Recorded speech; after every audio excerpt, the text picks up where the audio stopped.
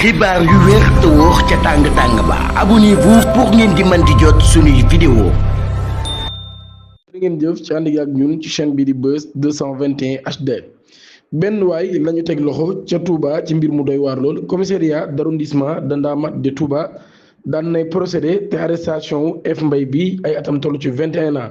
moom nag li ñu koy toppee bokk na ci ay faits collecte illicite des divisions collecte illicite ak division d'images vidéo caractère pornographique ak escroquerie jaarale ko ci réseaux sociaux yi ak chantage waaye tamit bokk na ci li ñu koy toppee muy usurpation d'identité bu ñu sukkandikoo ci seen web arrestation mi ngi am ginnaaw ab plainte boo xam ni dañ koo déposé ca police bu Ndaamaatu par ku ñuy wax MS Fall di ab manager loolu li laa di confier enquêteurs yi que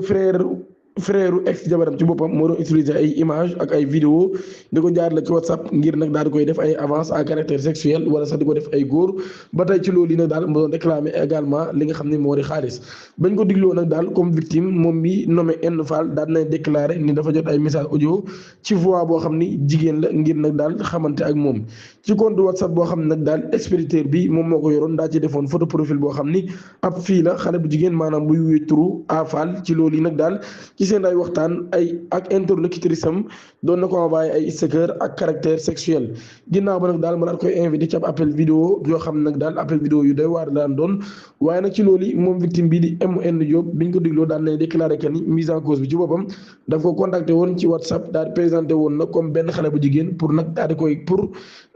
waxtaan ak moom ci loolu nag daal doon nañ ko yónnee ay photo de la dame MS Fall qui l'a aussitôt reconnu ci loolu nag daal moom mise en cause bi daal di xam ne nag daal nay demander de lui transférer du crédit téléphonique que MN Diop a informé la dame MS Fall qui a reconnu l'attributaire de la ligne comme étant son ex-beau-frère bi mu koy interpellé nag par les polices le tailleur F Mbaye daal nay reconnaître ni moom moo def mbir yi wala loolu mode opératoire la boo xam dafa doon def doon jaar télécharger ay photo ak ay vidéo de la victime depuis son statut WhatsApp maanaam kon ci statut WhatsApp victime boobee da doon télécharger ay vidéo ak ay photo ginnaaw ba nag daal jënd ab carte SIM associé ko ci ab compte WhatsApp boo xam nag daal daf cee defoon photo profil bi ak image victime boobee ngir nag séduire ay xale yu góor ak nag daal ginnaaw ba mu daal di leen def li nga xam moom leen bëgg a def ba dee daal na xam ne nag daal na effectuer ay appels yu bëree bëri maanaam appel vidéo di utiliser ay intelligence artificielle pour modifier sa voix en voix féminine grâce à subterfuge ba tey nag moom mii nag daal nay collecté kon nombreuses images intimes auprès de ses victimes Kër Massar ab élève ak copinam bu am 14 ans ñoom ñii day ak ay ébats sexuels yu doy waar lool ak 3 jours yu ñu def ci ab appartement meublé commissariat d'arrondissement bu Jaxaay ci commandement bu commissaire Cheikh Ndiaye a placé en garde à vue 2 jeunes hommes pour des faits de détournement des mineurs ak viol loolu yi bokk na ci M Ndiaye 20 ans ab élève bu nekk classe terminale domicilié à la cité Apix ñu koy toppee pour détournement et viol sur mineur et M Ndiaye 21 ans étudiant domicilié à Kër Massar mise en cause pour complicité dans cette affaire mbir mi ngi commencé ci ab plainte déposée au commissariat par la dame J Cabral moom mii nag daal saisir les autorités ngir des faits de détournement et viol commis sur sa nièce C Cardoso ay atam toll ci 14 ans ci édition boobee nag daal dame bi ci boppam daan nay relater des circonstances de l'affaire le 31 janvier bii ñu weesu ñaari mise en cause yi nag daal ñoom ñii dañoo amoon prétexte de célébrer l'anniversaire dame bi daan nay mbir mi ngi commencé ci ab plainte bu ñu ba nga xam ne nag moom dame bi daan na koy déposé ci édition bi nag daal dame bi daan nay relater circonstances yi nga xam ne mbir mi daan nay xew le 30 janvier bii ñu weesu wala le 31 janvier ñaari mise en cause yi dañoo amoon prétexte nag daal célébrer l'anniversaire de la jeune C Cordoso daal di luy ab appartement meublé bu nekk ci côté Auchan bu Kër Massar ci loolu yi ñu daal di invité mineur bi nag daal di profiter ci absence de sa tante C Cardoso daal di rejoindre nag l'appartement bi daal fay def 3 jours en compagnie des 2 jeunes hommes maanaam ñetti fan kon entre-temps de retour à son domicile ne retrouve pas sa nièce G Gabriel entreprend ses propres investigations qui l'a conduit jusqu'à l'appartement en question maanaam kon ginnaaw bi mu defee gëstoom nag daal ci la dem ba fekk leen ci appartement bañ nekk mu daal dafay retrouver C Cordoso en présence des 2 garçons maanaam fekk kon ñeesam bi ak ñaari xale yu góor yi biñ leen interrogé une première fois par sa tante puis entendu par les enquêteurs moom xale bu jigéen ci boobu nag daal daan nay livrer à version contente il a confirmé avoir été invité dans l'appartement maanaam nee na kon dañ ko invité ci appartement bi par son copain SM Ndiaye moom mi daal di reconnaître avoir eu une seule relation sexuelle avec ce dernier maanaam kon seex na ak waa ji benn yoon ci 3 jours yooyu nga xam ni def nañ ko fa ba tey ci loolu nag daal muy xam ni ab acte la boo xam ne acte consenti la maanaam boo xam ne ñoom ñaar ñoo ko d'accord ci relation bi ñu seex. certificat médical bi nag di établir li ñuy wax réquisition des enquêteurs révélé toutefois des déchirures imminentes anciennes selon des sources de Seneweb biñ ko digloo à son tour moom SM Ndiaye mi nag daal daan nay xam ne ni am na relation sexuelle ak xale bu jigéen boobee durant les 3 jours passés dans l'appartement ci ñetti fan yi nga xam ne kon def nañ ko ci appartement bi tout en présentant comme son petit ami il a par ailleurs indiqué avoir participé à hauteur de 15 000 francs CFA à location de logement une somme que son ami M Ndiaye a également cotisé ci loolu nag daal ñu doon corroborer les déclarations de son ami maa wala boog kooku daal ne corroborer kon déclaration yi nga xam ne xaritam daal na koy wax muy wax nag daal pour sa part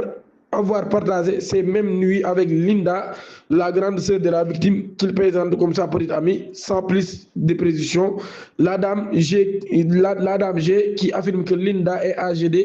22 ans, dans indique que cette dernière avait quitté le domicile familial depuis jour déjà. Mu nekk nag mbir mu doy waar lool ñoom ñaari mise en cause yi kon ñu ngi en garde à vue ci commissariat bu Jaxaay le temps que l'enquête aboutisse ils seront déférés tey jii ci àjjuma gi. dañ ñëw ci beneen mbirum Pape Cheikh Diallo ak Djiby Dramé ak ñu àndal am mariage boo xam ne dañ koo def ci lu gaaw ngir nax enquêteurs yi gros rebondissement dans l'affaire Pape Cheikh Diallo et Sié Libération moom mi nag daal di renseigner que ni parmi les nouvelles arrestations figure un certain Cheikh Amadou Gueye ñu interpellé ko ca Thiès moom mi nag daal danañ ko traqué par les enquêteurs de la brigade de recherche suspect bi nag daal doon na jéem a am ab stratégie ngir nag daal boo xam ni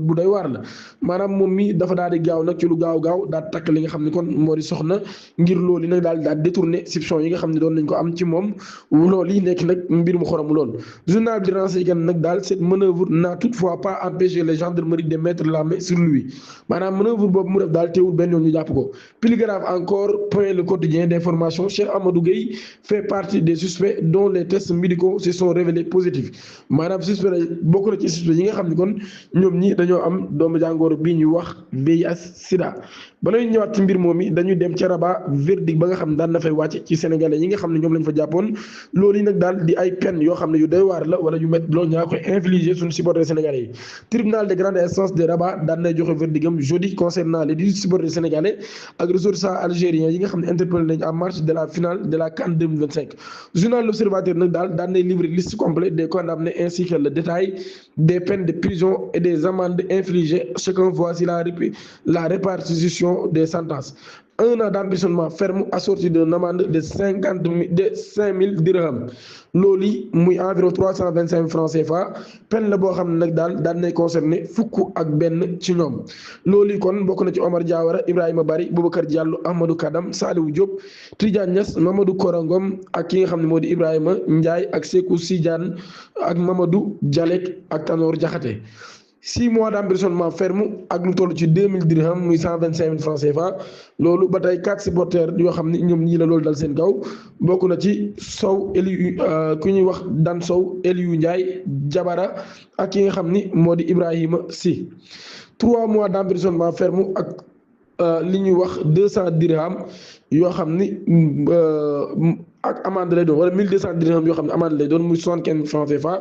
4 personnes yi ko daal tëj ñoom ñi kon bokk na ci algérien bii di Aviv Wed ak Ibrahima Diop ak Abdoulaye ak Nouri Elias moom itam ba day def algérien loolu kon mooy li nga xam daan day am ci mbir mi mbirum Pape Cheikh Diallo comme ni ma ko waxee woon amoon na ñaari arrestation yu bees Cheikh Gueye boobee daal ci bokk ki nga xam ni moo di Pape Birame Bigué Ndiaye day ñibbiwaat ci këram ginnaaw bi nga xam ne daan nañ koy diglu ba pare moom mii ñu placé woon ko en garde à vue ci mbir mi nga xam ne moo di mbirum borom ñaari tur yi ñeel Pape Cheikh Diallo ak yu ni mel tey ji la yaakaarloo ak procureur ginnaaw ba nga xamee nag diglu nañ ko ba pare daan nañ koy bàyyi may ko li ñuy wax muy am li ñuy wax ab liberté sous le régime de contrôle judiciaire moom Pape Birame Bigué Ndiaye mi Wally Ballago Seck daal di àddu ci mbir mi biñ ko laajee ci boobu la mbir nag daal borom ñaari tur yi moom mi ngi koy naxalu bu baax a baax te nee na dañ ko fay war a jëlee